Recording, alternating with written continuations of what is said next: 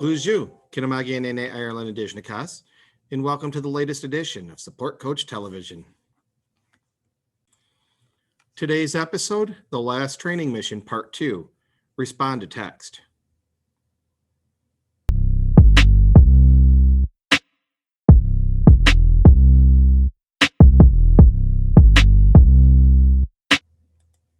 We'll begin on page 92 of your Support Coach packets.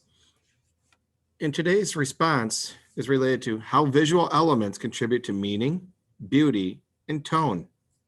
The Last Training Mission uses pictures to help tell the story. Pictures also help convey the beauty and tone of the story.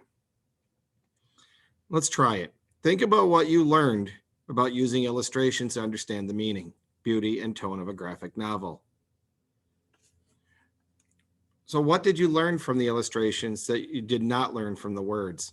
As you recall, there were a number of times where how they were feeling was told by their facial expressions and not by the words, or when the asteroid hit. How did the details in the illustration support what you learned from the characters' words? And a lot of times there's a concert between them. So if you start seeing the words are like confident but sarcastic, you might say, oh, well, they're telling you that they're as good as gold, but I don't know if that's quite true. And I know that from my inferences, you would say something reassuring in a bad situation. How the illustrations give you a better appreciation for the story? Well, one option is that it gave you an opportunity to see how they really felt. It complements the story without having pages more to read. So what are we doing today?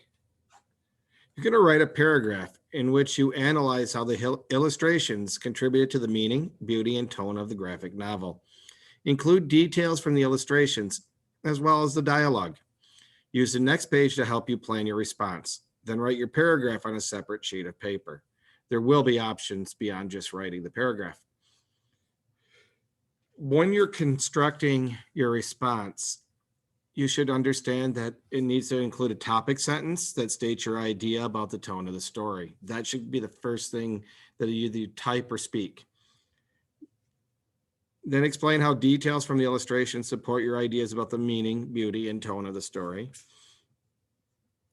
such as how they help you understand what it means or see what the character is really feeling. Include a concluding statement that sums up your ideas about the tone of the story, which very often is sort of a restatement of the topic sentence, and it's organized in a logical way. On the top of the next page, they're going to give you frames in which to build your piece, and you're welcome to use this as a way of planning out your response. Topic sentence. This sentence tells you your idea about how the illustrations show meaning and tone in the story. You literally should start out with the illustrations used in the last training mission show that the tone of the story is, and then give me your answer. You may start with typing the illustrations and use that entire sentence. As you go through your education, it's a good idea sometimes when they give you the beginning of the sentence, use it. Detail sentences. These sentences support your idea about how the tone of the story. Use this chart to organize your ideas. So how do the pictures give meaning, beauty, and tone?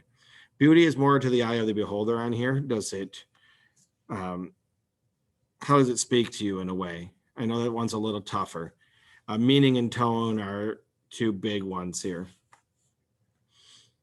Concluding sentence. This is the last sentence of your paragraph. Your concluding sentence should sum up your ideas about the illustrations. So you might kind of just highlight what you said up here and what you said here all together in one concise sentence. If you get stuck with how it applies to beauty, maybe you put a little bit more into meaning and tone, because that is more of an abstract response, but I encourage you to try that. All right, so how are you going to produce your work? You're going to have two options. Within the Google Classroom, there will be a Google form on which you can type this out. Or there will be a link to a Flipgrid, and you are welcome to use the Flipgrid in order to speak your response. If you do the Flipgrid, you do not need to type out the paragraph. If you do the paragraph, you don't need to do the Flipgrid. If you do the Flipgrid, I strongly encourage you to take that opportunity to be creative. There are a lot of frames and filters, emojis. Have a little fun with it. That's what it's there for. If you have any questions about this assignment, please reach out to me at mireland@sagchipschool.net. And we look forward to seeing some awesome paragraphs or very cool videos.